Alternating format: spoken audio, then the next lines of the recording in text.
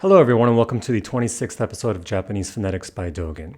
In this episode, we will continue to cover the core concepts of sentence-level pitch accent in Japanese. Specifically, we will be introducing terracing. In the previous episode, we learned that pitch stays high until a downstep occurs. The example sentence that we use to cover this concept is 私は日本語を勉強しています. As you can see, there is only one downstep in this sentence, and it occurs at the end. The pitch raises at the beginning of the sentence, stays high throughout the duration of the sentence, and drops just before the sentence ends. But what happens when there are multiple downsteps within a single sentence or phrase? In order to find the answer to this question, we first have to change our sample sentence. Instead of I am studying Japanese, 私は日本語を勉強しています, let's use I am a teacher. I am a teacher. There are multiple ways that we can say this in Japanese, but let's use the following to introduce terracing. 僕は先生をしています。僕は先生をしています。僕は先生をしています。僕は先生をしています。Like the previous lesson, we're going to break down each element in this sentence. The first element, the subject, is 僕は. As you can probably tell by listening, 僕 is atamadaka, meaning that the first mora is high, the second mora is low, and the attaching particle is low as well. On its own, this element looks like this. 僕は僕は僕は Great, let's move on to the object, 先生. People who have been following this series from the beginning most likely know that sensei is nakadaka, with the downstep occurring on the second se. Because this word is nakadaka, we know that the particle o must attach low. On its own, this element looks like this. 先生を先生を先生を Okay, now let's try combining the first element, 僕は, and the second element, 先生を. Based on what we've learned so far, it's natural to think that we would combine these two elements in this manner. The pitch starts high, drops on the first downstep, then rises back up again before dropping on the second downstep. However, this graphic doesn't account for terracing.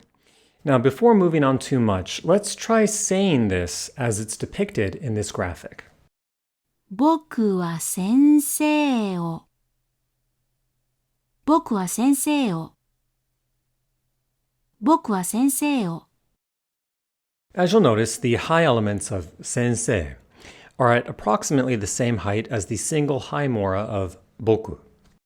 僕は先生を僕は先生を However, this is a very mathematical or robotic way to say this phrase. Just like how English speakers do not give equal emphasis to every accent in a phrase, Japanese speakers do not alternate between only two tones. Think of it like this. As a native English speaker, I wouldn't say the phrase, the elephants in the circus are beautiful, like this. The elephants in the circus are beautiful. I'd say it as I did earlier. The elephants in the circus are beautiful. As you can tell, the strength of each accent gets a bit weaker as I reach the end of the sentence. We speak like this because of prosody, which I like to define as the X factor that kind of overrides word-level phonetic rules. Prosody is that special sauce that makes phrases sound natural, as opposed to mechanical. Prosody is the phenomenon of not speaking like a robot. In English, as we just saw, prosody means not applying an equal amount of stress to every accent in a phrase. And in Japanese, prosody means speaking in more than just two tones. We can do this through terracing, or gradually lowering the pitch by going down a bit more at each downstep. Terracing is gradually going down a bit more at each downstep. Let's try applying terracing to our sample elements, 僕は先生を, bit by bit. 僕は僕は僕は When we say ku and wa in this element, we're already speaking with a low pitch. Thus, in order to prepare for the downstep in the upcoming sensei, we need to return to a high pitch. However, if this pitch is as high as our initial high pitch, it will sound mechanical, as we learned earlier. So we're going to go back up, but only by a bit. Let's do this, not worrying about the downstep in sensei just yet. Okay, as you can see, we've gone back up, but the pitch isn't as high as it was before. All that's left now is the downstep in sensei. We know that the downstep in Japanese is always more dramatic than the rise in pitch, so we know that when we go down, this drop in pitch needs to be more significant, more noticeable than the rise in pitch that we saw at the beginning of the word. This final change results in this. 僕は先生を僕は先生を僕は先生を As you can see, the high pitch in boku is higher than the high pitch in sensei. Likewise, the pitch after the downstep in sensei is lower than the pitch after the downstep in boku. Boku and sensei each have their own unique pitch terrace, hence terracing. This is one of the ways that prosody exists in Japanese. The action of incrementally lowering the pitch by going down a bit more at each downstep is what makes spoken Japanese sound natural, again, as opposed to mechanical or robotic. Let's illustrate this now by comparing the non-terraced and terraced pronunciation of these elements. 僕は先生を僕は先生を僕は先生を僕は先生を僕は先生を僕は先生を As you can tell, the non-terraced pronunciation feels a bit like it came out of a textbook. It lacks prosody, and this makes it sound a bit mechanical. In normal speech, the downstep usually drops a little bit more each time a downstep occurs. Keeping this in mind, let's add our last element, しています。僕は先生をしています。僕は先生をしています。僕は先生をしています。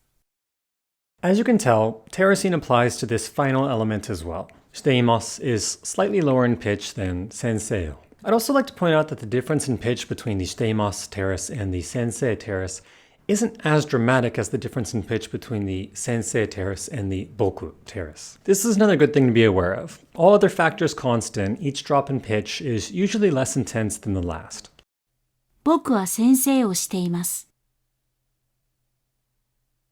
僕は先生をしています。To reiterate, terracing is incrementally lowering the pitch each time a downstep occurs. As the speaker reaches the end of a phrase, these drops become less noticeable. With this in mind, let's look at a couple additional examples. 先生はアメリカ人です。先生はアメリカ人です。先生はアメリカ人です。先生はアメリカ人です。先生はアメリカ人です。先生はアメリカ人です。先生はアメリカ人です。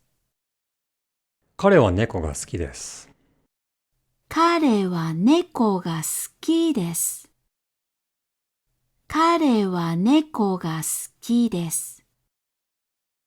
彼は猫が好きです。彼は猫が好きです。彼は猫が好きです。彼は猫が好きです。Okay, before wrapping up, I'd like to give a few final thoughts on terracing. In my experience, it's best to be aware of this phenomenon while listening, but to forget about it when speaking. Prosody is all about sounding natural, so oftentimes the more thought and effort you put into it, the more forced you end up sounding. Thus, this is a skill that I recommend picking up through listening-based osmosis rather than active imitation. Listen for terracing, but don't worry about it when you speak. I'll be talking more about this in the next lesson.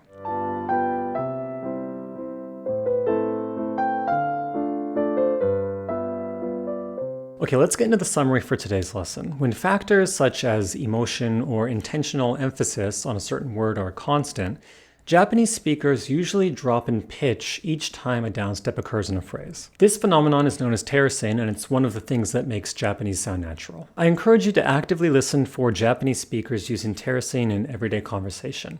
You'll most likely notice it immediately. Okay guys, that's all for this episode. I hope that you found it useful. In the next episode, we'll continue to cover pitch accent at the sentence level and concentrate on how to sound natural. In subsequent lessons, we'll analyze how emotions affect pitch accent in a phrase, as well as how to deal with question phrases. As usual, if you have any questions or concerns, feel free to comment below. Thank you very much for your continued support, and I look forward to speaking with you again soon.